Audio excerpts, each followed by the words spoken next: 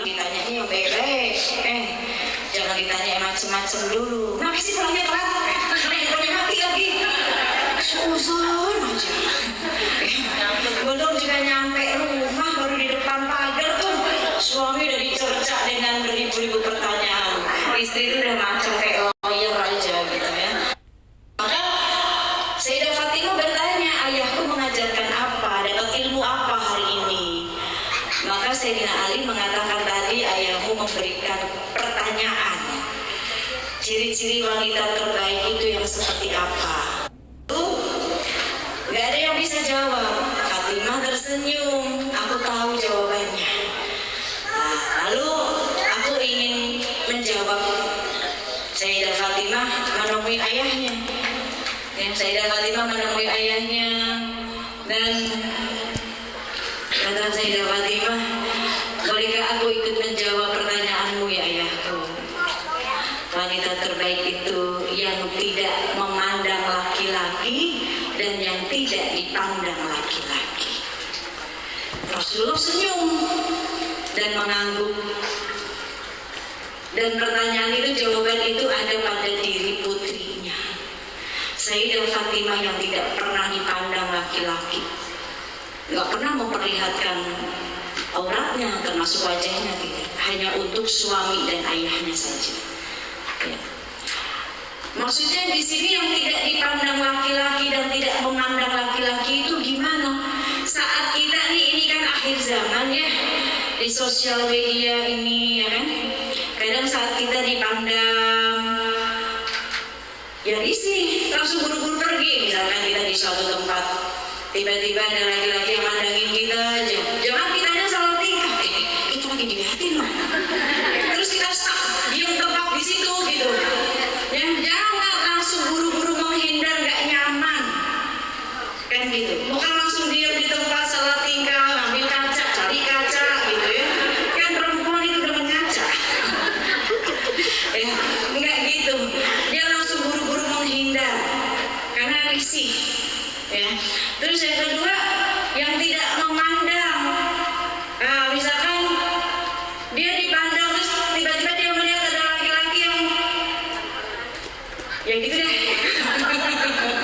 Katanya soalnya lebih ganteng dari suaminya, jahat ih. Emang suami ibu gak ganteng apa? Suami ibu paling ganteng loh. Paling ganteng, paling baik, paling soleh, paling royal. Sehari ngasih uang belanja itu sebulan bisa 100 juta.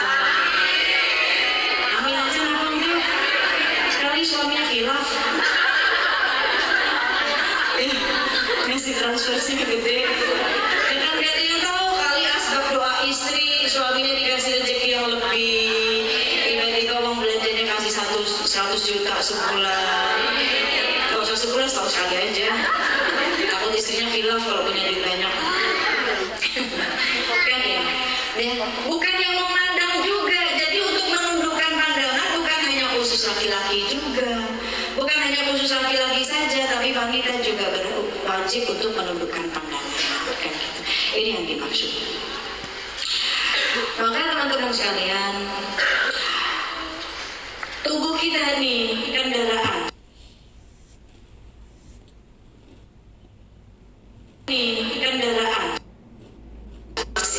Ini kendaraan menuju Allah. Pakai dengan baik, dengan zikir, dengan sholawat. Bukan buat gibahin orang, itu maksiat. Bukan buat buka aib orang, itu maksiat. Bukan buat namimah, mengadu domba, itu maksiat. Ya, pakai nih yang baik, tangannya. Jangan buat nunjuk-nunjuk orang. Besok kalau udah nunjuk tuh enak banget gitu.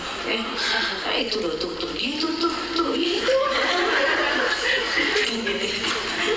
Pakai kerudung kita semua. Jangan yang ada di sini.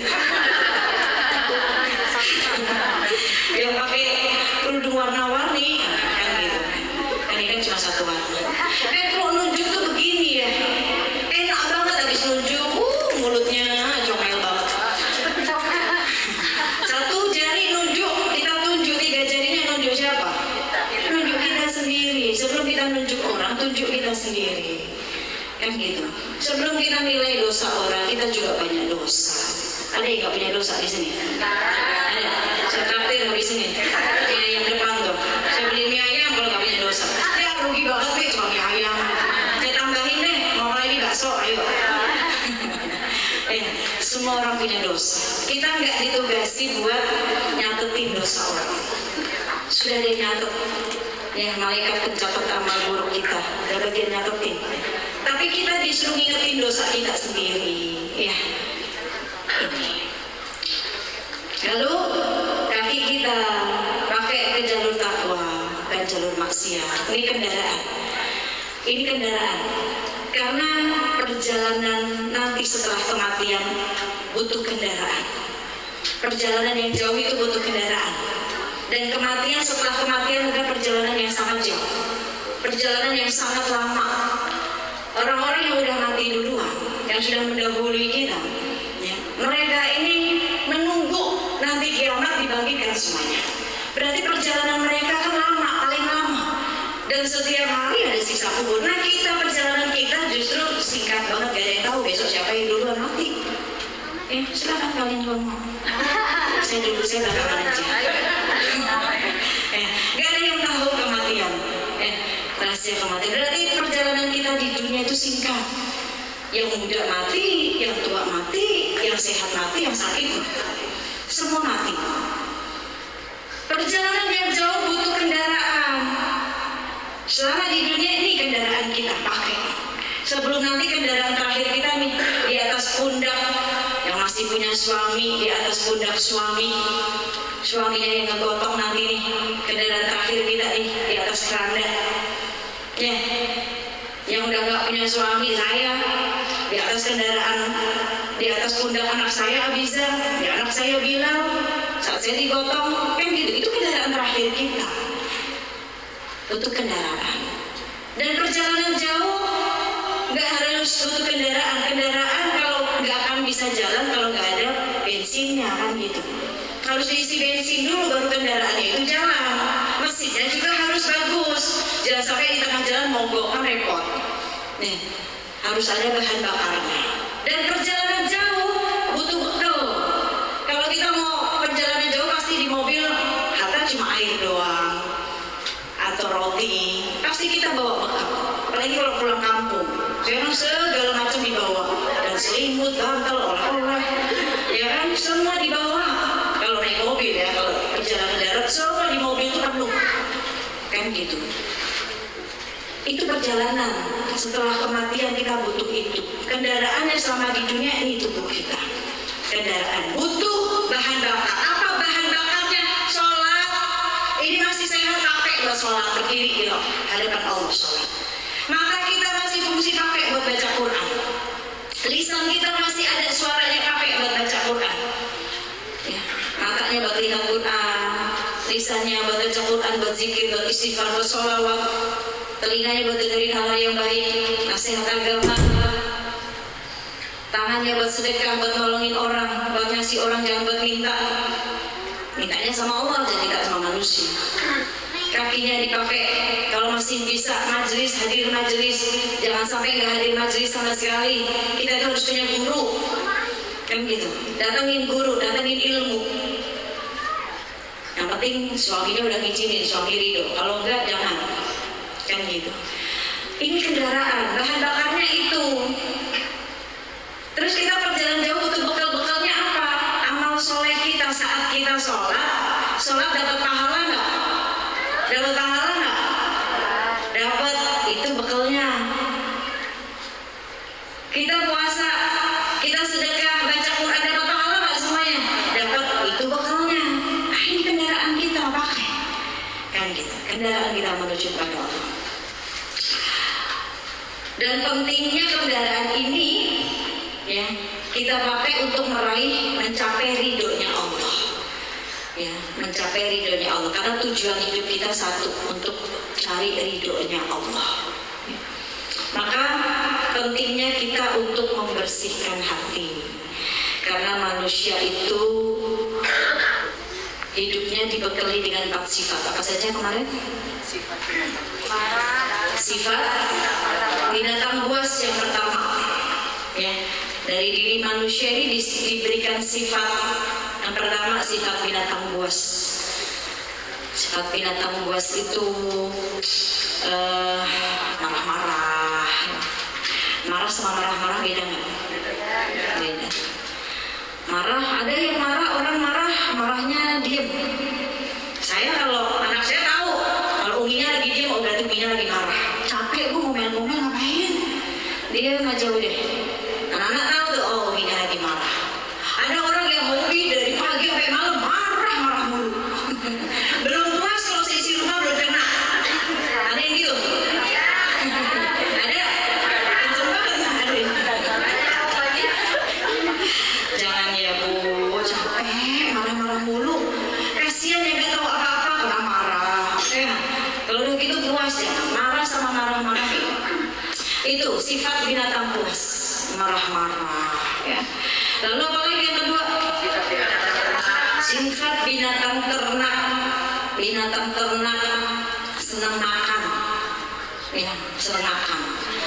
Semua dimakan. Tapi beda. Itu manusia. Manusia semua dimakan. Tapi binatang masih pilih-pilih. Harimau sukanya makan daging. Dikasih sayur, dikasih yang hijau-hijau gak mau. Dikasih rumput gak mau. Sapi makanya rumput, dikasih daging gak mau. Manusia semuanya mau. Mau daging, mau jengkol, pete, sayur, alah penuh semuanya dimakan. Sehari 3 kali makannya, belum ngemilnya. Nah itu manusia ya.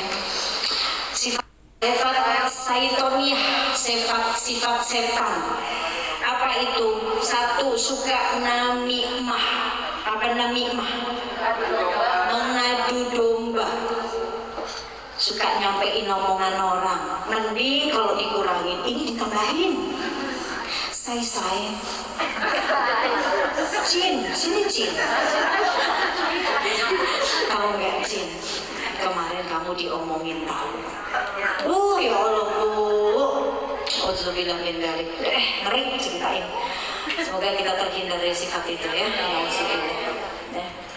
Suka ngadu domba, gibah, namimah, apalagi itu. Ya, pokoknya ini sifat-sifatnya setan. Yang setan tuh nggak mau kita taat. Lalu yang keempat, sifat ketuhanan. Maksudnya di sini sifat ketuhanan, orang yang senang membersihkan jiwanya, membersihkan hatinya. Setiap hari dia berproses untuk memperbaiki dirinya. Ini sifat ketuhanan yang ada dalam dirinya. Selalu merasa takut, kan gitu. Merasa takut, merasa selalu muhasabah setiap hari. Ya Allah, kemarin saya nggak baca Quran seharian yang saya buka sosial media saya nggak baca Quran. Ada rasa seperti itu, rasa takut, nggak mau nyanyain waktu. Nah, ini sifat ketuhanan. Dia yang merasa besok saya harus lebih baik lagi, besok saya harus lebih baik lagi. Nah, gitu. Bukan merasa lebih baik dari orang lain, tapi dia merasa lebih baik. Cemburu urusan akhirat sama teman kita boleh. Misalkan teman kita ini istiqomah, yang kita lihat dia istiqomah amalannya, cemburu. Ya Allah, pengen deh kayak dia. Ya Allah, pengen dong temenan sama dia. Cemburu boleh, jangan cemburu urusan dunia. Ya Allah, mobilnya, motornya dia udah ganti nih. Rasa kemarin udah Fit. Sekarang NMAX.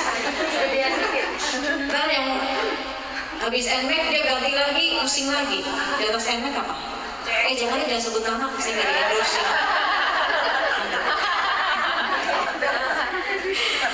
Jadi itu, ya cemburu urusan akhirat aja nggak apa-apa, tapi cemburu urusan dunia nggak penting. Maka keutamaan sifat ketuhanan itu yang senang membersihkan jiwanya. Boleh dibuka kemarin surat apa? Asyam ayat 9. Boleh dibuka. Saya sedang head ya, saya nggak baca Quran. Silakan kalian yang baca. Boleh dibuka surat Qurannya. Orang-orang yang mensucikan jiwanya, senang membersihkan dirinya, berproses memperbaiki diri. Surat Asyam ayat 9. Boleh dibuka. ketemu baca langsung tekniknya. Silakan baca. Yang head jangan baca Quran ya. Bismillahirrahmanirrahim. Qad aflaha man zakkaha. Sungguh beruntung orang yang menyucikannya jiwa itu. Sungguh beruntung orang yang mensucikan jiwanya. Setiap hari dia berproses. Dia punya rasa takut bahwa aduh, kayaknya amalan saya banyak ketinggalan nih. Maka dia terus belajar membersihkan jiwa, membersihkan dirinya. Ya, habli minallahnya dia kejar, dia perbaiki. Amal soleh yang tertinggal dia kejar. Kan ini hatinya dia bersihkan dari segala penyakit-penyakit hati, dengki, sombong, benci sama orang, dendam 7 turunan, turunan di bawah-bawah. Ya. 7 turunan saya gak bisa maafin dia. Sampai ngetok meja coba. 7 turunan saya gak bisa maafin dia. Turunan di bawah-bawah. Ya doain aja dia ketemu tanjakan bisa maafin. Yang turunan dia gak bisa maafin. Doain ketemu tanjakan dia bisa maafin. Kan gitu.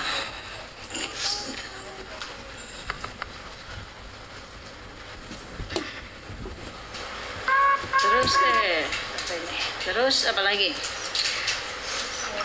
Lalu maksud ayat di sini apa sih? Sungguh beruntung orang-orang yang mensucikan jiwanya. Seseorang yang membersihkan hatinya, dia berusaha untuk membersihkan penyakit-penyakit hatinya, maka hatinya ini akan mendapatkan cahaya keimanan. Saat seseorang berusaha untuk membersihkan penyakit di dalam hatinya, dia introspeksi nih, siapa saya ya, kok saya nggak bisa maafin orang, sedangkan saya saja setiap hari minta ampun sama Allah supaya Allah maafkan diri saya, supaya Allah bersihkan, Allah ampunkan dosa saya. Lalu siapa saya nggak bisa maafin kesalahan orang, kan gitu. Orang-orang yang mempunyai pikiran seperti itu, ya, dia berusaha untuk membersihkan dirinya, maka Allah akan berikan nur, cahaya keimanan di hatinya. Boleh dibuka surat apa kemarin? Al-An'am ayat 125. Boleh dibuka lagi.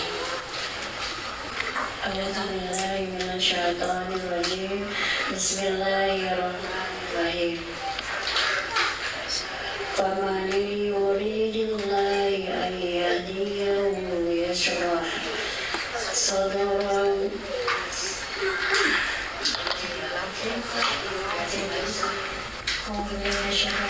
Bismillahirrahmanirrahim.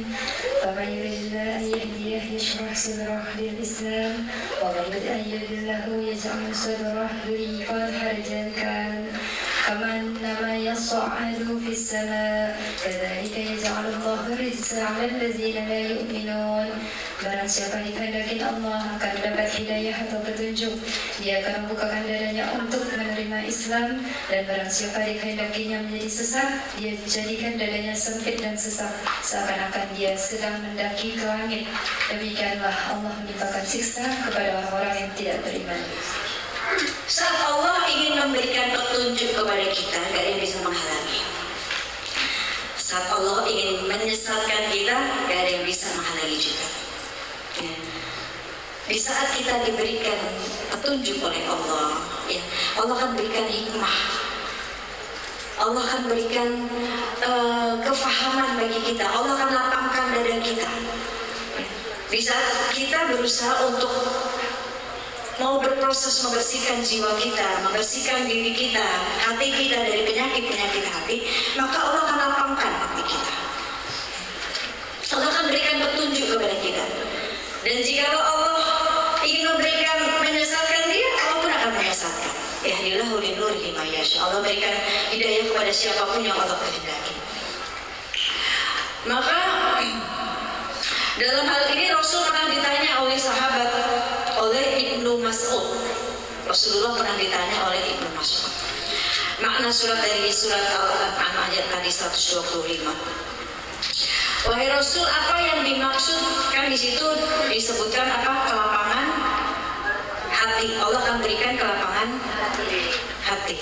Maka Ibnu Mas'ud pernah bertanya kepada Rasulullah SAW, yang dimaksud tentang kelapangan hati tersebut itu apa ya Rasulullah? Maka Rasul menjawab, kelapangan hati, kelapangan dada itu adalah nur yang dimasukkan ke dalam kolbu orang tersebut. Cahaya nur yang dimasukkan oleh Allah ke dalam kolbu, ke dalam hati orang tersebut. Karena kitanya berusaha untuk pengen membersihkan hati kita, mensucikan jiwa kita, membersihkan hati kita. Kan Allah itu melihat ya bagaimana prosesnya kita. Allah melihat bagaimana mujahadahnya kita ya, untuk mendekatkan kita kepada Allah. Mendekat ke Allah tuh melihat caranya kita, kesungguh-sungguhannya kita dilihat bersama Allah ya. Maka Allah akan berikan petunjuk sama kita. Saat Allah sudah berikan petunjuk, Allah akan berikan nur ya, ke dalam kolbunya kita. Dan saat Allah sudah berikan cahaya itu, maka Allah kasih petunjuk dan Allah akan lapangkan hati kita. Setelah itu sahabat bertanya lagi, ya Rasulullah, apa tandanya orang tersebut ya, di hati orang tersebut diberikan cahaya oleh Allah? Apa tandanya? Maka Rasul mengatakan, dia nih, si orang tersebut yang diberikan cahaya hatinya, tandanya itu ia selalu mengingat akan akhiratnya. Dia akan mengingat akan akhiratnya, dan dia tidak akan menyia-nyiakan waktunya untuk sesuatu hal yang gak manfaat di dunia, yang memperdayakan urusan-urusan yang urusannya dengan dunia, yang dunia ini kan memperdayakan kita. Nah, dia akan lebih fokus memikirkan akhiratnya. Itu tadi, itu tandanya. Lalu hati manusia itu kan seperti cermin ya. Kalau cermin, ibu beli cermin, cerminnya jatuh, pecah, bisa buat ngaca nggak? Nggak bisa. Dipasang lagi sempurna nggak? Nggak juga. Nah, maka kalau hati kita ini udah dipenuhi dengan penyakit hati, ya, maka kita nggak akan bisa sempurna melihat orang. Kita melihat ya sesuai dengan apa yang ada dalam hati kita. Kalau hati kita benci, ya kita melihatnya benci aja walaupun tuh orang baik. Karena kitanya udah nggak suka, ya udah nggak suka aja kan gitu. Karena dari hati, pantulan. Teko mengeluarkan apa yang ada di dalam isi tekonya. Kalau tekonya isinya air putih, ya mungkin akan keluar teh kan gitu. Pasti keluarnya air putih juga. Nah ini, maka hati adalah pantulan. Kalau hatinya baik, maka kita akan melihat orang sekalipun dia orangnya jahat, sekalipun dia pendosa, kita nggak disuruh untuk membenci pendosanya, tapi kita boleh benci pendosa. Kita nggak disuruh untuk membenci pendosanya, tapi kita boleh benci dong. Tapi kita boleh benci dong.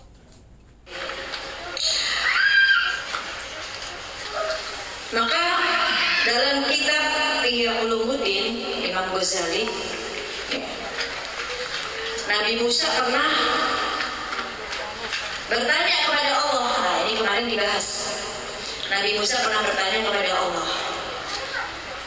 Ini tentang lebih kepada hati ya. Nabi Musa bertanya kepada Allah, ya Allah, saya sudah, ya Allah, amalan apa yang Engkau cintai? Aku ini sudah sholat, sudah apa lagi? Sudah zikir, terus sudah puasa. Maka dari ketiga amalan ini, ya Allah, mana yang Engkau cintai? Kata Nabi Musa nih, Nabi Musa bertanya kepada Allah, saya sudah sholat, saya sudah puasa, saya sudah zikir. Dari ketiga ini, ya Allah, amalan mana yang paling Engkau cintai? Lalu apa jawab Allah? Masukkan rasa bahagia kepada hati yang lain. Jawab Allah, zikirmu, sholatmu yang pertama. Sholatmu, saat kamu sholat, sholatnya itu bukan untukku. Sholatmu untukmu sendiri. supaya kamu terhindar dari perbuatan keji dan mungkar. Kira-kira pertanyaannya, Allah butuh sholat kita nggak? Kita mau sholat, kita mau nggak sholat, Allah nggak butuh. Tapi kita yang butuh, ya. Karena dari sholat ini, hal yang pertama yang akan ditanya oleh Allah yaitu sholatnya.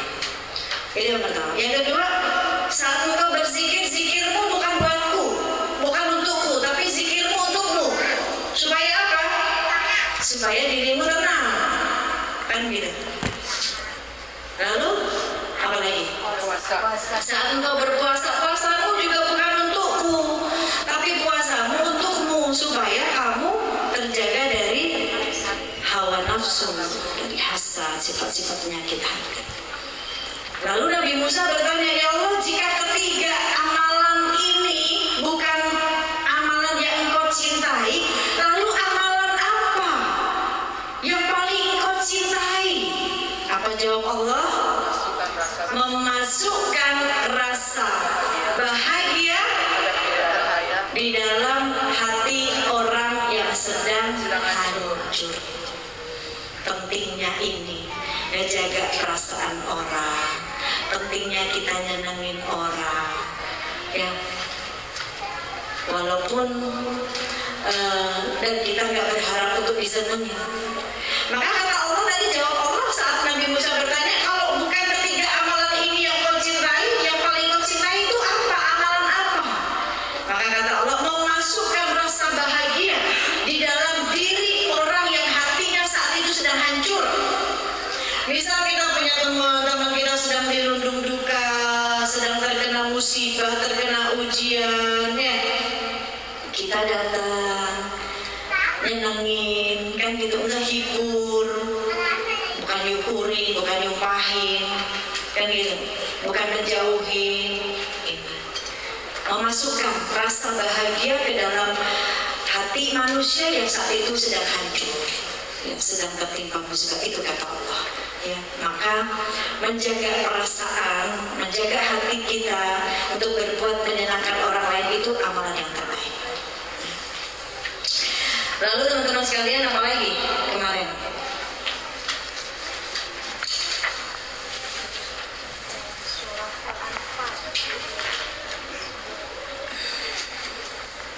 Baik, jika kita diberikan kelapangan hati, saat kita dikasih petunjuk oleh Allah hati kita, ya, maka kita akan mampu beribadah, mampu melakukan hal-hal yang baik, mampu menjalankan apa-apa yang diperintahkan oleh Allah Subhanahu wa Ta'ala. Maka jika orang tersebut sudah mendapatkan petunjuk dari Allah, dia akan mendapatkan ilmu. Nah, ilmu itu ada dua, ya. Apa saja ilmu ada dua? Ilmu zahir dan ilmu batin. Ilmu batin itu adanya di hati. Ilmu batin adanya di hati, ya. Ini ilmu yang bisa nyelamatin kita nih. Karena kalau hatinya baik, yang keluar dari lisannya pasti baik. Nah, ini ilmu batin, ya. Adanya di hati. Kalau hatinya baik, yang keluar dari lisannya ini baik. Karena hati ini sentral. Hati ini mesin. Hati ini pusatnya. Hati raja yang menyuruh, yang memerintahkan. Kalau hatinya baik, si hati ini akan memerintahkan akalnya untuk berpikir yang baik-baik. Maka akalnya pun akan memerintahkan anggota tubuhnya untuk melakukan hal-hal yang baik. Berpikir yang baik, positive thinking, matanya dipakai memandang yang baik, melihat orang penuh rahmat, bukan penuh kebencian, pandangannya bukan pandangan julid. Pandangan julid itu gimana pandangan julid, ibu-ibu? Orang kalau pandang julid itu, alis sama alis ketemu, alis sama alis gak sombong, ketemu, itu pandangan julid, berliut gitu mukanya. Melihat orang tuh begini, tuh keren banget dia ngaji. Apa? Matanya rabun ya. Tumben banget dia ngaji, julid banget. Sebelah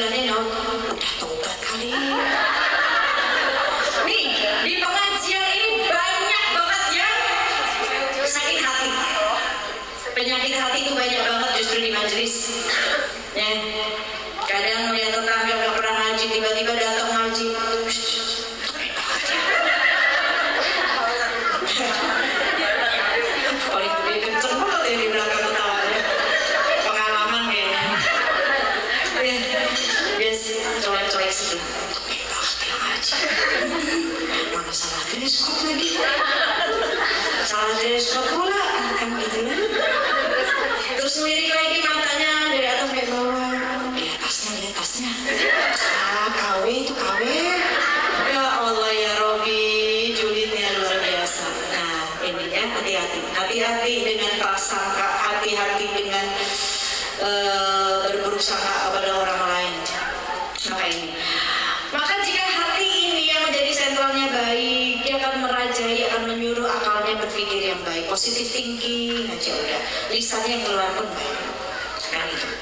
Lalu yang kedua ilmu apa? Yang pertama ilmu batin, yang kedua ilmu lisan ini yang bahaya. Ilmu lisan ini yang kelak akan dimintai pertanggungjawaban. Kita punya ilmu, pintar banget ngomongin sabar ya Bu, sabar itu begini. Dia nggak sabar. Ditanya sama Allah, ente nyuruh orang sabar, tapi ente aja nggak sabar. Ente nyuruh orang sedekah, ente nggak pernah sedekah, paling bener. Kan gitu. Nah ini ilmu yang lebih bahaya, ya, yang kelak dimintai pertanggungjawabannya, kan gitu. Lalu yang selanjutnya, yang part 2. Yang pertama udah ya, udah kita ulang tadi. Semoga makin hafal, makin diulang. Dalam hadis riwayat Tabrani, Rasulullah SAW bersabda, sesungguhnya Allah mempunyai sebuah wadah. Wadah itu tempatnya. Sesungguhnya Allah mempunyai sebuah wadah dari penduduk bumi. Dan wadah itu adalah hati orang-orang yang soleh. Sesungguhnya Allah mempunyai sebuah wadah atau tempat, ya, dari penduduk bumi, dan wadah itu adalah hati setiap orang-orang yang soleh. Hati itu mahal. Hati lebih mahal dari apa ya contohnya? Yang setiap hari kita pakai. Apa contohnya? Krim muka deh. Dan pasti udah pakai krim muka semua dong. Ya kan, namanya perempuan keluar pakai sunscreen, ya kan? Pas gitu. Tapi hati lebih mahal dari krim muka kita. Ya, karena nggak dilihat muka kita. Mau muka disetrika kek, mau ditarik-tarik pakai benang, ya, mau disulam, mau dijahit, mau diobras, jadi lihat sama Allah. Ada yang diobras kan? Sebenarnya diobras. Jangan coba-coba ngatur perempuan. Kenapa? Alis dikasih Allah jadi rubah. Sesuatu yang sudah dikasih oleh Allah dia rubah. Ini perempuan. Maka hati lebih mahal dari apapun, dari wajah kita, dari pakaian kita, dari semuanya. Kenapa? Nggak dilihat. Wajah kita nggak dilihat sama Allah, ya? Mau glowing, mau enggak, nggak dilihat. Pakaian kita nggak dilihat, ya? Mau harganya 1 juta, 2 juta, 100.000 nggak kelihatan. Gimana? Tergantung yang pakai kan gitu. Nggak dilihat sama Allah, mobil kita, rumah kita, jabatan kita nggak dilihat sama Allah. Tapi yang dilihat apa? Hati dan amal kita. Jika hatinya baik, maka dia sanggup beramal baik. Itu yang dilihat sama Allah. Tadi Allah mempunyai wadah, dan hati adalah pusat pandangannya Allah, nazarnya Allah. Hati tempat Allah memandang, hati tempat wadah, ya. Namanya wadah kan harus bersih. Ini wadah nih, contohnya gelas. Ini ada gelas kosong. Kosong ya? Kosong kan? Sulap bukan sihir. Ini gelasnya, ada gelas. Saya lihat nih kayaknya gelasnya kotor banget nih. Gelas siapa sih nih? Kan ini gelas kotor. Ini tempatnya kotor. Dan saya nggak mungkin nuangin air. Ini aja deh, itu ada mereknya. Sering dari Indos. Saya nggak mungkin nuangin air di tempat, di wadah yang kotor. Sekalipun isinya air doa, tapi tempatnya kotor, nggak mungkin saya mau minum di tempat yang kotor. Nggak mungkin saya nuangin air di wadah yang kotor. Pasti saya minta, Neng, gelasnya kotor, ganti dulu. Kan gitu. Hati tempat pandangannya Allah. Namanya tempat itu harus bersih. Ibu masuk rumah, rumahnya berantakan, pasti nggak suka, nggak senang. Ya, segala sesuatu namanya tempat kalau bersih enak dilihat. Allah memberikan hidayah, memasukkan nur cahaya dalam kalbu seseorang itu, melihat dulu tempatnya, wadahnya nih, hatinya kayak gimana. Kalau hatinya penuh dengan hasad sama orang, tahu hasad, dengki sama orang. Kalau hatinya dipenuhi dengan penyakit-penyakit hati, Allah nggak akan berikan nur sebelum dia berusaha menjadi orang yang beruntung tadi di surat Asyaf ayat 9. Berusaha untuk membersihkan hatinya, berusaha untuk membersihkan jiwanya, berusaha kan gitu. Nah ini, maka hati adalah wadah tadi, tempat Allah memandang, tempat Allah memberikan nur, maka bersihkan, berusaha untuk bersihkan hati, jadi orang yang beruntung. Lalu bahkan Rasulullah SAW pernah ditanya, ya Rasulullah, siapakah orang yang termulia itu? Ya, ini dalam hadis riwayat Muslim. Rasulullah SAW ditanya, ya Rasulullah, siapakah orang yang termulia itu? Kemudian beliau menjawab, setiap mukmin yang hatinya masuk. Maksudnya gimana? Ya. Lalu sahabat bilang gini, ya Rasulullah, siapa orang yang hatinya makmum itu? Apa jawab Rasul? Ia adalah seorang yang bertakwa, yang suci hatinya, dan yang tidak punya sifat hasad, curang, sewenang-wenang. Ya. Bahaya kalau orang berkhianat, itu bahaya banget. Orang munafik, di depan baik, di belakang, di belakang penusuk. Nah ini bahaya.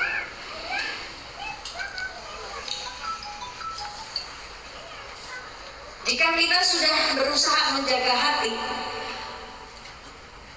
maka tetap kita harus berhati-hati dari yang namanya masuknya pintu setan ke dalam hati kita. Karena setan itu punya cara buat menghalangi kita untuk taat sama Allah. Kan orang-orang sudah diberikan petunjuk oleh Allah, diberikan hidayah oleh Allah, maka dia berusaha untuk beramal ibadah, beramal soleh. Nah setan nggak senang. Sama setan juga dakwahnya merampas iman-iman manusia. Nggak senang manusia taat sama Allah tuh, setan nggak senang. Setan berusaha menghalangi. Maka gitu. Karena hati itu mempunyai banyak pintu untuk supaya setan itu bisa masuk ke pintu tersebut. Maka bagaimana supaya setan itu tidak masuk ke dalam hati kita? Karena pintu masuknya setan itu caranya satu, dari khayalan. Nah, jangan banyak khayal nih, ya. Jangan panjang angan-angan, jangan banyak menghayal, takut stres nanti. Salah satu bentuk cerita khayalan apa coba? Pernah khayal nggak? Pernah apa? Saya pernah ngayal, saya pengen jadi pramugari, tapi pesawat tempur. Mati dong.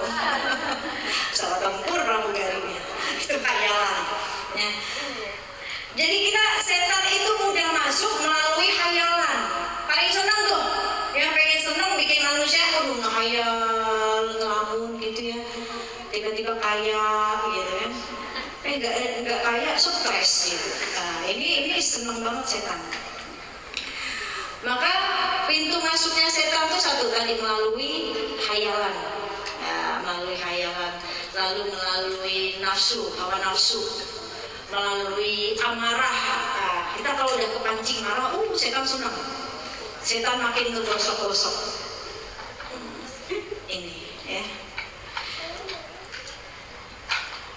Nah, itu tadi cara masuknya setan ke dalam pintu hati kita, satu melalui hayalan, melalui sifat nafsu kita marah.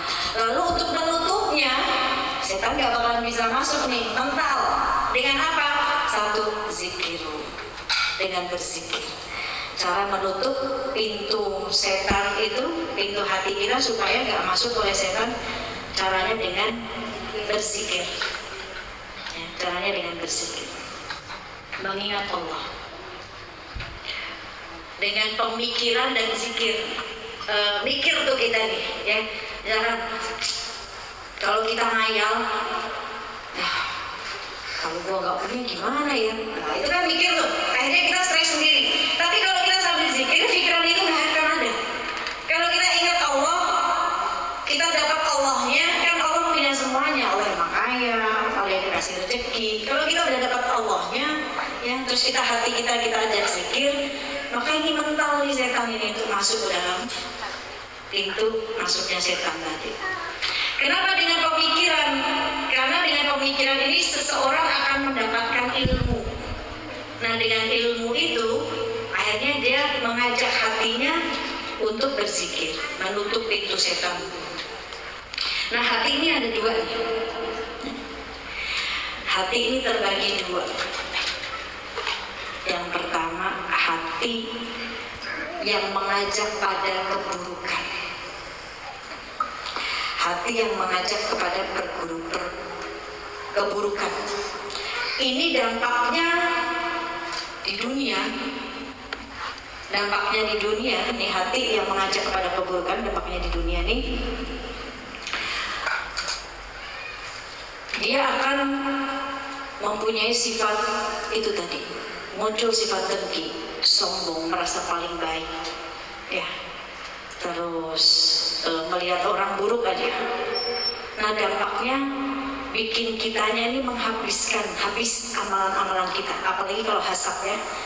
Saat kita punya sifat hasad itu seperti amalannya tuh habis seperti kayu yang terbakar oleh api. Tinggal apa? Kayu yang terbakar api. Abu ketiup angin hilang. Itu. Ya, sifat hasad seperti itu, menghabiskan amal.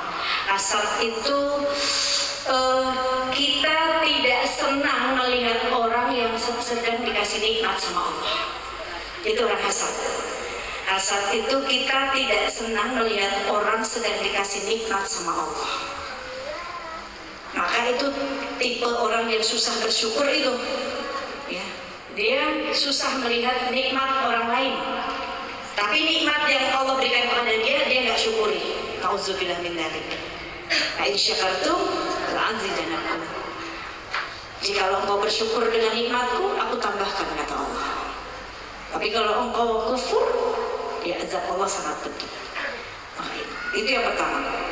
Maka dampaknya susah di dunia. Nyusahin diri kita sendiri, ngapain? Hati kita sumpek, pikiran sumpek, ya kan? Susahnya bukan cuma hanya di dunia, tapi di akhirat kita dapat siksa. Di dunia susah, di akhirat kita disiksa. Nauzubillah min dzalik. Itu hati yang membawa pada keburukan, mengajak kepada keburukan.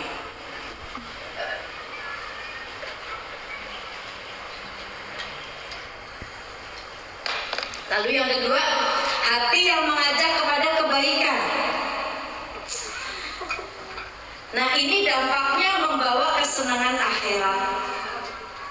Hati yang membawa kepada kebaikan, dampaknya kesenangan akhirat. Di dunia juga kita senang, ya, nggak punya benci sama orang tuh enak, gitu. Mau kita dibenci mah urusan dia, ya. Bukan dosa kita, dosa dia. Yang penting kita nggak punya benci sama orang. Gitu. Maka hadiahnya kenikmatan di dunia dan di akhirat kita mendapatkan kesenangan, kesenangan akhirat. Dan hati itu selalu tertarik pada dua hal, pada dua dorongan. Yang pertama dorongan setan dan yang kedua dorongan malaikat. Dua nih, hati ya tertarik ke dalam dua golongan, golongan setan dan golongan malaikat. Biasanya kalau golongan setan tadi yang mengajak kepada keburukan, yang dampaknya nyusahin dia sendiri. Kalau dia susah, setan mah pergi. Kalau kita udah susah nih, kita udah susah, udah sumpah, setan nggak mau ikut-ikutan. Udah derita lo kata setan. DL deh katanya, dia pergi. Kan kurang ajar kan tuh. Nah kalau ada temennya kayak gitu berarti kalian yang jawab ya, bukan saya. Kayak gitu. Udah bikin kita kesel, udah bikin kita sumpah, kita marah-marah, terus kita ditinggalin. Kan kurang ajar. Setan emang. Berarti kalau ada teman begitu, kurang ajar. Nah kan gitu. Ya. Yang kedua dorongan malaikat.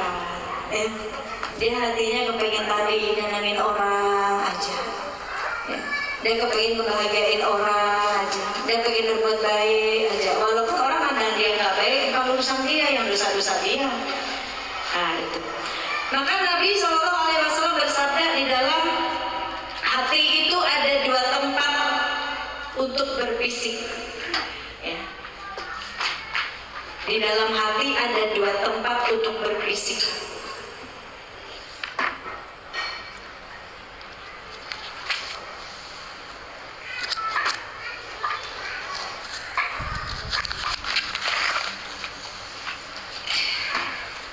Yang pertama tempat berbisiknya malaikat yang menyuruh seseorang itu berbuat kebaikan dan membenarkan kebenaran. Barang siapa yang di dalam hatinya ada bisikan tersebut untuk berbuat baik, maka ketahuilah bahwa bisikan itu bersumber dari Allah. Karena itu bersyukurlah.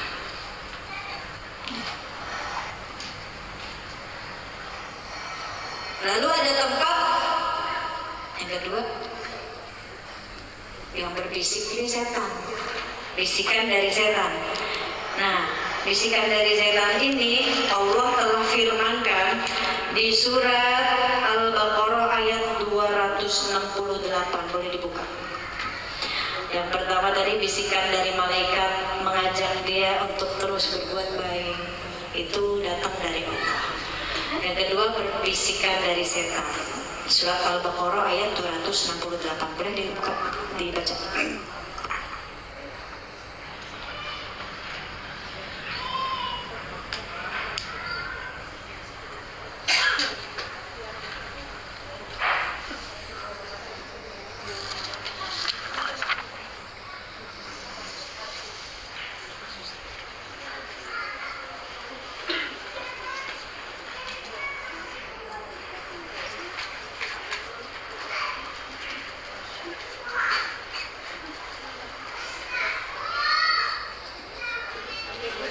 Boleh dibaca? 268 boleh.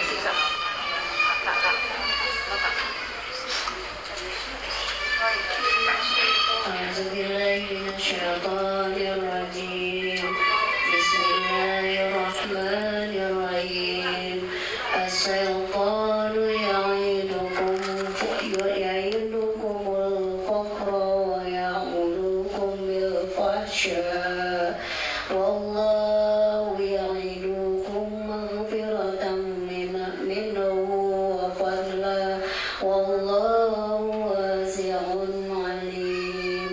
Setan menjanjikan menakut-nakuti kamu kemiskinan dan menyuruh kamu berbuat kikir, sedangkan Allah menjanjikan kamu ampunan dan karunia-Nya. Allah Maha Luas lagi Maha Mengetahui.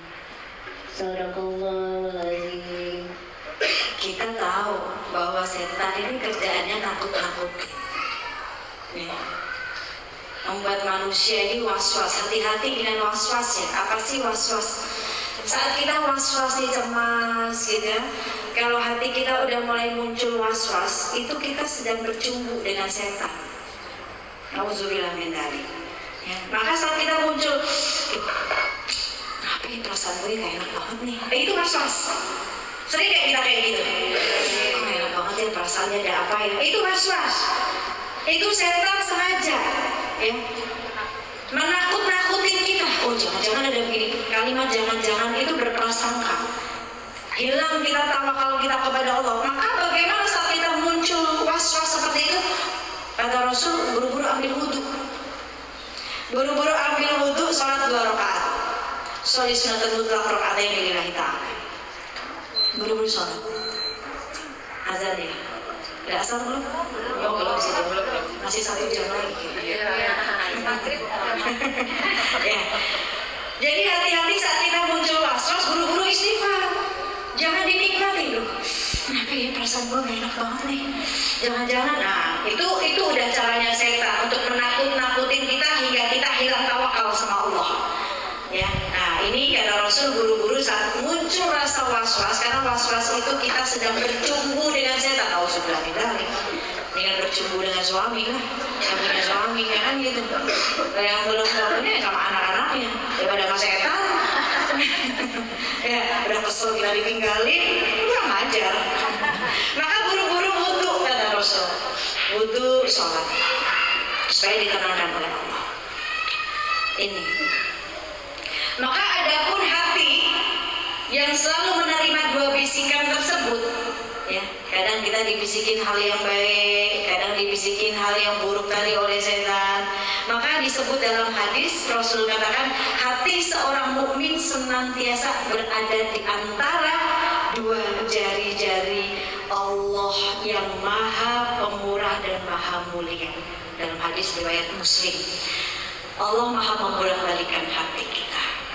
Ya, maka saat kita was-was, buru-buru kita istighfar, astagfirullahaladzim, astagfirullahaladzim. Ya. Kita istighfar, kita ajak zikir. Saat itu datang bisikan dari setan, maka buru-buru kita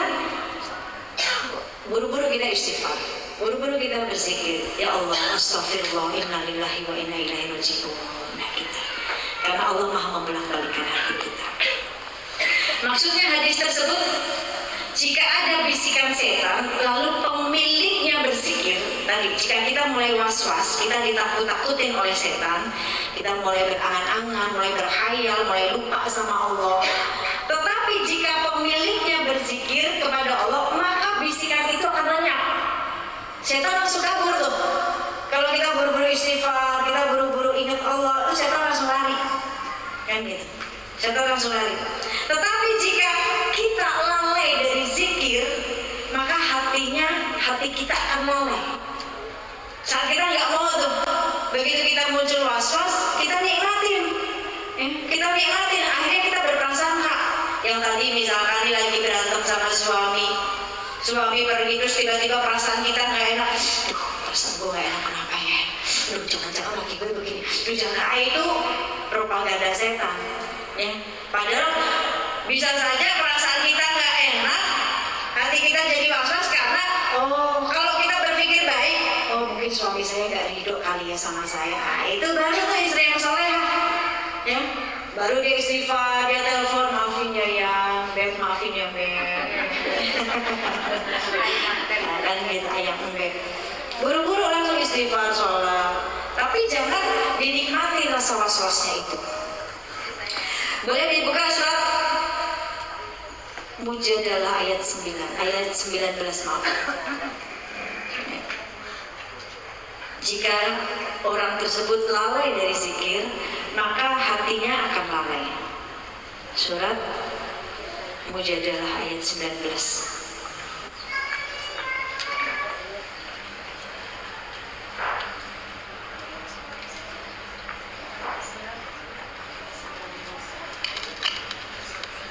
ilmu.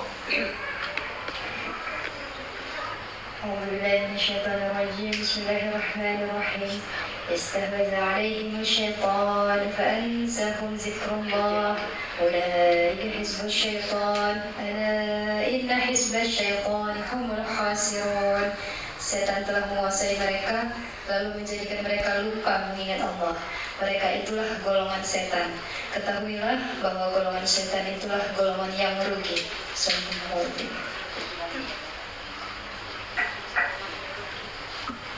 Golongan yang merugi. Golongan yang seperti apa tadi? Yang dikuasai setan. Tinggal kita mau pilih yang mana. Mau menjadi golongan yang beruntung, yang di saat kita mulai ditakut-takutin muncul rasa was-was kita langsung bersikir, atau golongan orang yang merugi tadi, ya, yang akhirnya kita berprasangka buruk kepada orang lain. Bahkan yang paling bahaya ini berprasangka buruk kepada Allah, karena Allah bagaimana prasangka hambanya. Yang terakhir, Ibnu Wadah pernah mengatakan jika usia seseorang telah mencapai 40 tahun, siapa di sini usianya 40 tahun ngacung? 40. Ngacung mau saya doain yang baik nih. Ini jomblo bagaimana nih kalau ngacung? 40, rata-rata 40 ya. Nah, semoga Allah solehkan. Semakin ditata hatinya, semakin diberikan berkah umur. Jangan minta panjang umur, nanti keder kita. Sepanjang apa mau kamu? Panjang apa kata malaikat? Mau sepanjang apa umur kamu? Yang lain udah mati, kita panjang umur sendiri kan gak enak ada temennya. Ya, yang penting umurnya berkah. Ya, kalau umur berkah itu nikmat. Umur yang berkah itu apa sih? Berkah itu menurut Imam Ghazali artinya ziyadatul khair, bertambahnya kebaikan demi kebaikan, itu berkah. Ya, kalau umur kita berkah berarti akan ada kebaikan-kebaikan yang datang dari Allah, itu umur yang berkah. Ziyadatul khair, bertambahnya kebaikan demi kebaikan, itu berkah namanya. Ya, jadi kita bisa merasa ini. Kalau kehidupan kita ini berasa kok banyak kebaikan yang datang ya, berarti itu ada berkah dari Allah. Nah, itu kita bisa ngerasain sendiri. Kok lebih banyak, kok sekarang saya lebih banyak kebaikannya ya. Ketemu teman yang baik, berkah, rezeki, kan gitu. Bisa berada di sebuah lingkungan yang baik, berkah dari Allah, rezeki itu. Jadi itu yang bisa kita rasain. Kita bisa merasain sendiri, oh berarti saya sudah ada di titik Allah berkahi. Nah, kan gitu ya. Semoga Allah berkahi semuanya. Maka Ibnu Wadah mengatakan jika usia seseorang sudah telah mencapai 40 tahun dan ia belum bertobat kepada Allah. Nah, ingat ya, dia belum bertobat kepada Allah di usia 40 tahun, maka setan akan mengusap wajahnya dengan tangannya. Seraya berkata, inilah orang yang tidak akan beruntung di akhirat. Na'udzubillah min. Maka pentingnya kita ini setiap hari bermuhasabah. Pentingnya kita setiap hari bertobat. Malam Allah dan Rasul itu ajarkan sebelum kita tidur, kita ambil wudhu nih. Kita ambil wudhu. Wudhu itu bukan hanya sebatas kita membasahi anggota badan kita saja, bukan. Saat kita berkumur-kumur memasukkan air ke dalam mulut kita, dan hati kita doa, ya Allah, ampuni ya Allah jika mulut ini tadi 24 jam ada yang saya gibahi. Mungkin saya ngebentak orang tua saya, mungkin ngebentak suami, bentak anak-anak, ya, nyakitin hati orang dengan lisan saya. Ini saat kita wudhu doa. Saat kita wudhu usap wajah kita, ya Allah, semoga wajah ini kelak wajah yang bercahaya.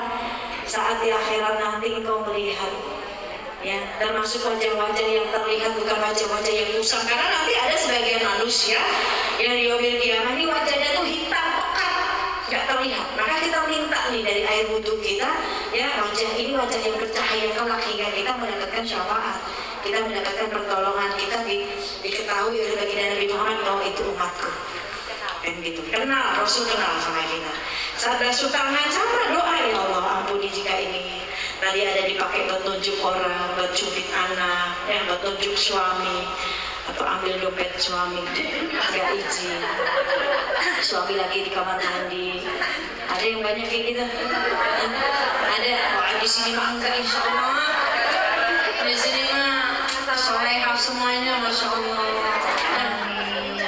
Ada satu, ada dua.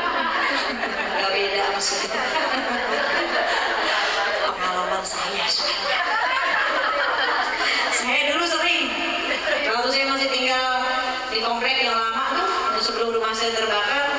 Kalau Uci lagi di kamar mandi, ada tukang sayur lewat. Soalnya kan tukang sayur jarang masuk ke kompleks itu.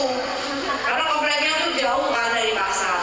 Terus pas ada sayur, pas buka dompetnya, nggak ada duit lagi di dompet. Si Ucinya lagi mandi, oh dia aja lah buka dompetnya. Ambil satu. Tahu lagi kalau diambil ke bininya. Ejip. Oke, saya taruh di sini di fotonya nih. Pintar dia dilihatin mulu. Bikin grogi aja tuh. Kan gitu, saya dulunya bercanda sama beliau. Beliau juga senangnya dia bercanda. Ntar tahu nih Bu. Nah, saya lupa ngomong. Yang penting udah beli sayur dulu deh. Gitu kan, dulu saya nanti ngomongnya belakang. Ntar udah berangkat nih. Dia biasa tuh, udah berangkat, selesai. Beliau itu orangnya manja. Beliau itu orangnya apa harus mie, apa harus yang gitu. Jadi semua udah harus keluar kamar mandi, semua udah harus ada di kasur. Semua pakaian udah komplit sama kaos kaki, apa semuanya. Gitu. Jadi udah tinggal berangkat. Ntar udah berangkat, udah makan, cium tangan, udah selesai di mobil, ntar telepon. Pasti ngecek dompetnya. Gitu. Lo ambil duit ya? Iya, Bi, lupa. Kebiasaannya mau jadi curut apa gimana? Nanti kepala kita jadi curut, Bu. Kalau kangen duit gak izin. Lupa, Bi. Habis tadi lagi di kamar mandi. Ya udah, tinggal bilang aja di kamar mandi. Kalau gak nunggu, tukang sayurnya gak bisa nunggu soalnya. Nah, itu jangan diulangi. Akhirnya gak berani ulangin lagi. Soalnya udah mau jadi curut, ya mau lah kan gitu ya. Nah, gitu. Itu jangan diulangi. Itu pengalaman tidak baik. Jangan dicontoh, jadi itu.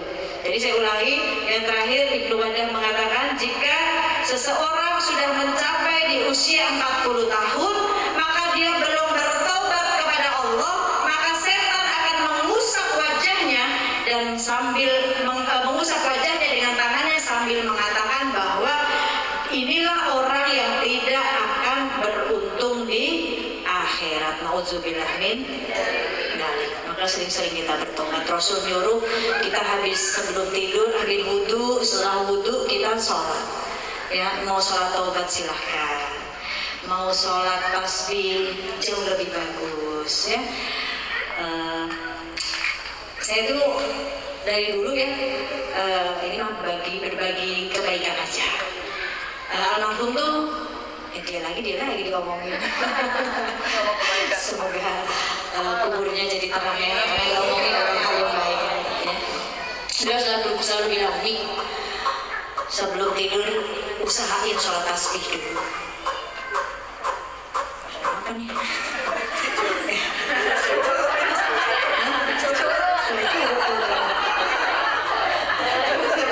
Beliau pernah bilang nih sebelum tidur biasain sholat tasbih. Emang kenapa? Bukannya sholat tasbih itu keutamaan faedahnya, maksudnya kalau kita nggak bisa sebulan sekali boleh, kalau nggak bisa seminggu sekali boleh dikerjain sebulan sekali. Kalau nggak sebulan sekali boleh setahun sekali, ya. Kalau nggak setahun sekali nggak bisa kerjain boleh seumur hidup sekali. Terus kenapa harus setiap hari, setiap mau tidur kita sholat tasbih? Beliau ngejelasinnya gimana? Bisa.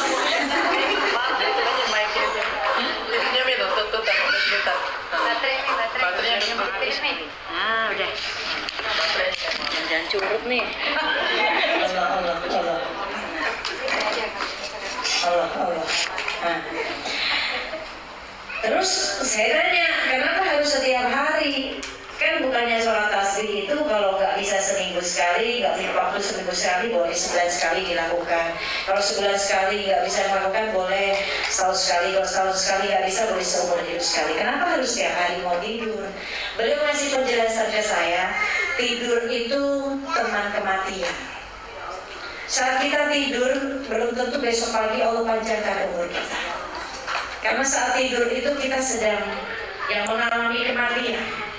Ya. Kalau saat itu tidur ternyata Allah ambil nyawa kita, kenapa kita sebelum tidur kita harus wudhu dulu? Istilahnya kita udah ngebersihin diri kita, udah istighfar, udah doain anggota tubuh kita, udah kita istighfarin, udah kita tobatin. Setelah itu kita sholat taubat. Terus kamu mau sholat tasbih silakan. Kenapa? Karena sholat tasbih itu sholat terbaik. Dalam sholat tasbih isinya semuanya memuji Allah, betul nggak? Allahu Akbar baca, ya. Takbiratul ihram baca, Al-Fatihah baca surat baru kita zikir nyebut Allah Subhanallah walhamdulillah la ilaha illallah Allahu Akbar subhanallah walhamdulillah la ilaha illallah Allahu Akbar. Kalau kita menghayati nangis, Bu. Saat itu cuma kita sama Allah saja. Saat itu cuma kita yang nyebut Allah, puji Allah. Allah senang banget dipuji. Dan kalau Allah sudah cinta dengan hambanya, Allah akan berseru kepada malaikat Jibril supaya malaikat Jibril menyampaikan kepada penghuni langit dan penghuni bumi untuk dia ini mencintai hambanya karena Allah mencintai dia. Ini sholat tasbih, puji Allah. Ya. Baca 15 kali kan, subhanallah, alhamdulillah, wa la ilaha illallah, Allahu akbar. Sudah selesai 15 kali baru ruku, baca doa ruku, subhanallah wa bihamdihi. Apa? Subhanallah. Baca ruku, setelah itu tambah subhanallah, alhamdulillah, wa la ilaha illallah, Allahu akbar 10 kali. Terus seperti itu bangun, baca lagi subhanallah, alhamdulillah. Kan sholat tasbih seperti itu. Isinya hanya memuji Allah dan itu sholat terbaik. Sholat terbaik. Nah setelah sholat tutup dengan witir, istighfar, doa, mohon ampun, tobat, ingat kita tadi 24 jam hal-hal yang sia-sia yang kita lakukan itu apa aja. Bermaksiat gak dengan lisan kita, tangan kita, semuanya. Terus doain orang-orang yang gak suka sama kita doain, mendoakan. Setelah itu baru tidur, ada ke kanan, baca ayat kursi, baca surat kulhu, baca subhanallah, alhamdulillah, la ilaha illallah, Allahu akbar. Sampai kita tertidur. Kalau besok pagi Allah ambil nyawa kita, kita husnul khotimah. Karena kita mempersiapkan, istilahnya kita mempersiapkan kematian kita. Setiap hari itu kan seperti itu ruhnya. Setiap hari kita seperti itu, tidur, bangun lagi. Kalau besok kita masih dikasih kesempatan sama Allah, ya Allah, saya akan menjadi yang lebih baik lagi amalan saya, menjadi hamba-Mu yang jauh lebih baik lagi dari kemarin. Itu terus setiap hari ini aktivitas kita. Maka tidurnya harus maksimal, kerjain dulu. Ya alhamdulillah. Maksudnya ini yang gak pernah saya tinggalkan gitu. Maksudnya saya berbagi, ya supaya ya Allah cinta sama kita. Gitu. Kalau Allah dan cinta sama kita, untuk jalan kitanya mudah. Gitu. Nah, gitu. Baik. Yang terakhir, Imam Syafi'i pernah ditanya, wahai Imam, siapa yang lebih utama? Ya, Imam Syafi'i pernah ditanya, wahai Imam, siapa yang lebih utama? Orang kafir yang masuk Islam atau pendosa yang bertaubat? Azan ya? Azan handphone apa ada? Masih belum handphone, masih belum handphone, masih belum azan soalnya. Ya, saya lanjutin sebentar terakhir. Imam Syafi'i pernah ditanya, wahai Imam, mana yang lebih utama? Siapa yang lebih utama? Orang kafir yang masuk Islam atau pendosa yang bertobat? Maka apa jawab Imam Syafi'i? Beliau menjawab, pendosa yang bertobat lebih utama karena pendosa yang bertobat lebih utama karena orang kafir jika masuk Islam dia berpindah dari tidak mengenal Allah menjadi mengenal Allah. Ini kalau orang kafir. Orang kafir saat dia masuk Islam dia berpindah nih dari tidak mengenal Allah jadi mengenal, jadi kepingin mengenal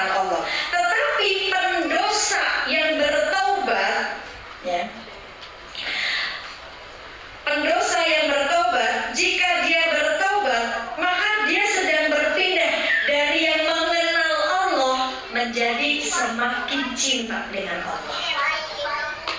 Asal tobatnya sungguh-sungguh, jangan hari ini tobat, besok maksiat, tobat lagi nggak apa-apa. Tapi akhirnya sampai kita benar-benar punya rasa malu. Kita punya rasa malu dan kita capek banget. Maksiat itu capek. Sampai ada titik seperti itu dan kita nggak mau lagi. Itu. Jadi pendosa yang bertobat lebih utama. Karena apa? Dari dia yang tadinya mengenal Allah, dia Islam. Ya. Sampai akhirnya dia naik level menjadi orang yang cinta kepada Allah.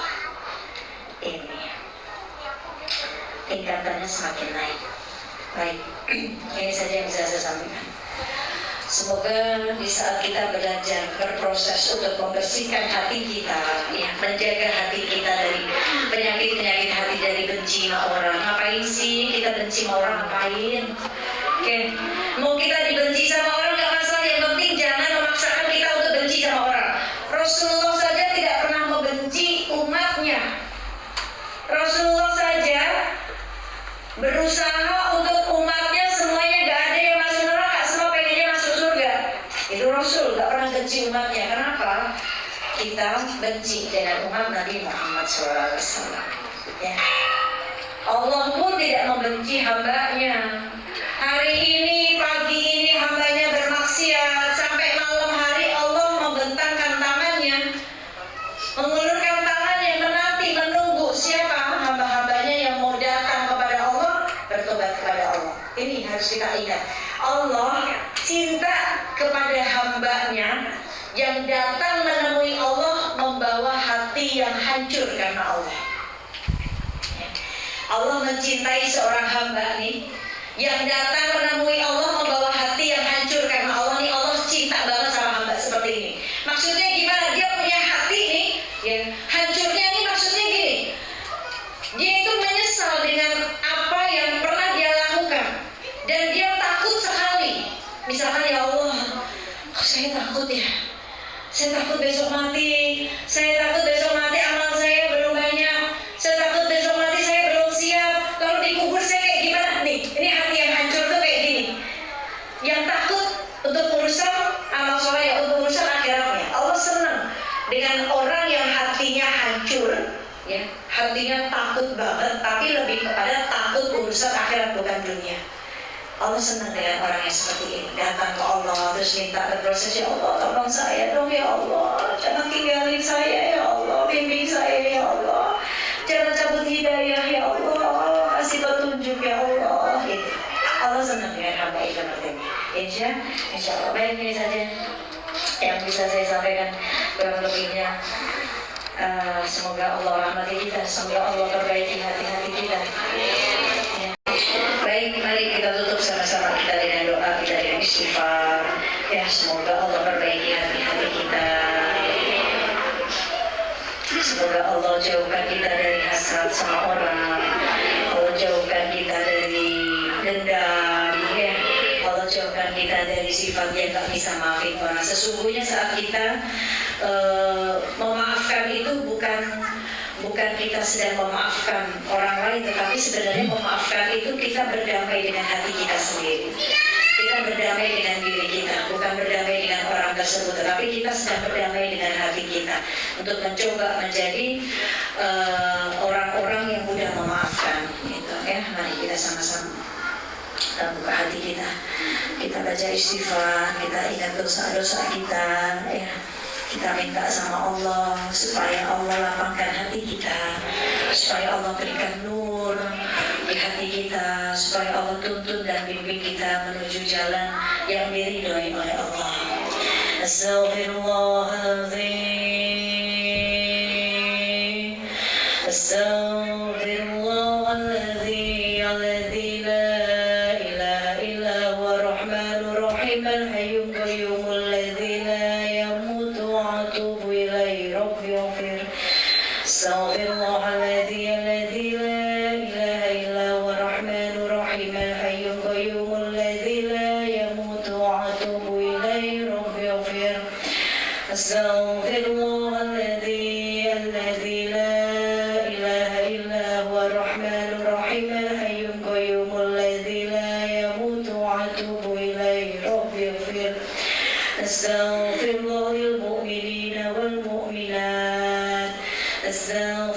للمؤمنين والمؤمنات أستغفر الله للمؤمنين والمؤمنات يا الله يا أرحم الراحمين فارج على المسلمين يا قوي يا متين يا ذا الجلال والإكرام لا إله إلا أنت سبحانك إني كنت من الظالمين أستغفر الله العظيم. Hadirkan hati kita, buka hati kita, berusaha memaafkan kesalahan orang lain, buang luka hati kita, kecewa, benci, hilangkan. Tidak ada gunanya kita menyimpan rasa kecewa, tidak ada gunanya kita membenci orang lain, menyimpan benci, dendam, tidak bisa memaafkan. Minta sama Allah supaya Allah memaafkan kita atas kebencian kita kepada orang lain, supaya Allah maafkan kita atas dendam kecewa yang kita simpan di hati kita untuk orang lain. Astaghfirullahaladzim. Astaghfirullahaladzim. Astaghfirullahaladzim. Ampuni kami ya Allah, ampuni hati kami ya Allah, hati yang penuh luka, sembuhkan ya Allah, hati yang kecewa, sembuhkan ya Allah, bersihkan hati kami ya Rabb. Kau yang maha membolak-balikkan hati kami. Hari ini kami menyimpan benci. Ampuni kami ya Allah. Buat hati kami untuk bisa menyenangkan orang lain, menyenangkan hati orang lain ya Allah. Dan orang lain pun senang dengan kami ya Rabb. Hilangkan ya Allah penyakit-penyakit hati kami yang menghalangi ibadah kami kepadamu ya Allah. Ya Rabbi, ampuni dosa kami ya Allah. Astaghfirullahaladzim. Astaghfirullahaladzim. Innallaha ghafurur rahim. Wa'fu 'anna waghfir lana warhamna irhamna ya Allah. Subhanallah, Maha suci Engkau ya Allah. Sucikan hati kami ya Allah. Alhamdulillah, segala puji hanya untukmu ya Allah. Terima kasih dengan segala nikmat yang sudah Kau berikan kepada kami. La ilaha illallah.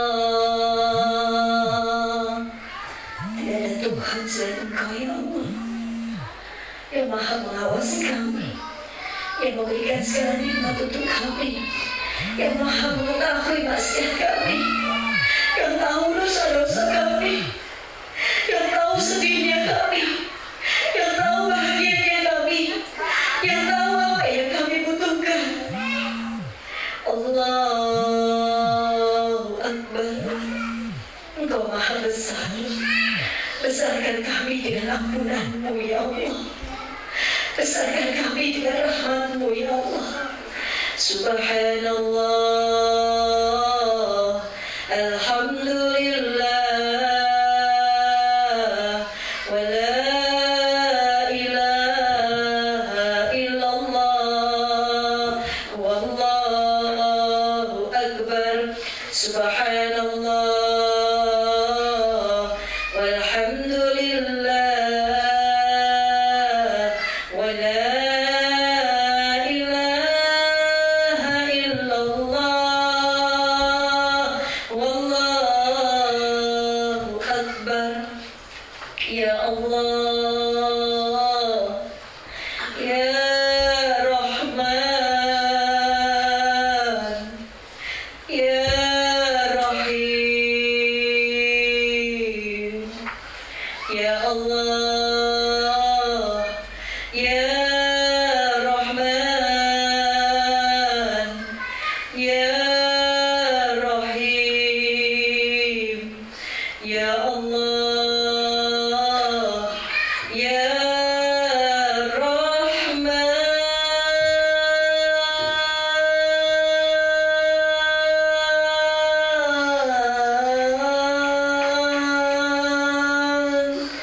Ya Rahim.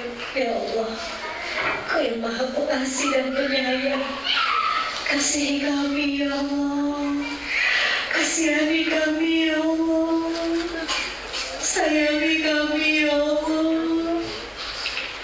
Kasih sayangmu yang tidak pernah pudar sayangi kami ya Allah, kasihi kami ya Allah. Ya Allah, ampuni dosa kami ya Allah, maksiat kami, dosa kami di masa lalu, dosa kami yang akan datang dan hari ini ya Allah. Kami manusia lemah yang penuh dengan hawa nafsu, hari ini kami ibadah, besok kami maksiat. Ya Allah, ampuni kami, terima taubatan kami ya Rabb. Jika kami besok bermaksiat kembali, ampuni kami, bimbing kami ya Allah. Ya Allah, jaga hati kami ya Rabb. Bimbing kami, jangan Kau cabut hidayah itu dalam diri kami. Di saat Kau sudah berikan petunjuk, jangan Kau condong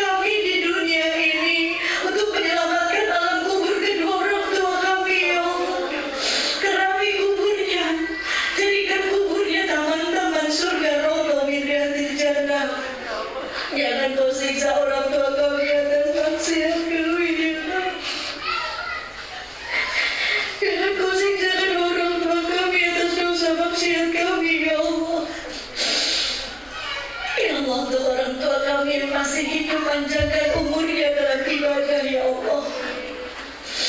Muliakan, bahagiakan di sisa hidupnya ya Allah. Dan kelak jika akan ambil dalam keadaan husnul khotimah. Ya Allah, jaga keluarga kami, anak-anak kami, suami, saudara kami. Jaga ya Allah dari fitnah dunia yang kejam. Jauhkan dari hal yang buruk ya Allah. Dekatkan dengan hal-hal yang baik. Jauhkan dari fitnah dunia. Jauhkan dari fitnah dajjal. Jauhkan dari fitnah kubur ya Allah. Selamatkan keluarga kami ya Allah. Dalam bimbingan syafaat baginda Nabi Muhammad sallallahu alaihi wasallam yang telah kumpulkan kami semua ya Allah di surga Firdaus-Mu. Selamatkan di sirat kami bersama baginda Nabi Muhammad sallallahu alaihi wasallam. Ya Allah, berkahi kehidupan kami ya Allah. Mudahkan kami, berikan taufik dan hidayah untuk kami agar kami mudah beramal soleh ya Allah. Untuk bekal kami kelak ya Allah. Ya Rabb, jika waktu kami sudah habis, maka habiskan waktu kami dalam kebaikan ya Allah.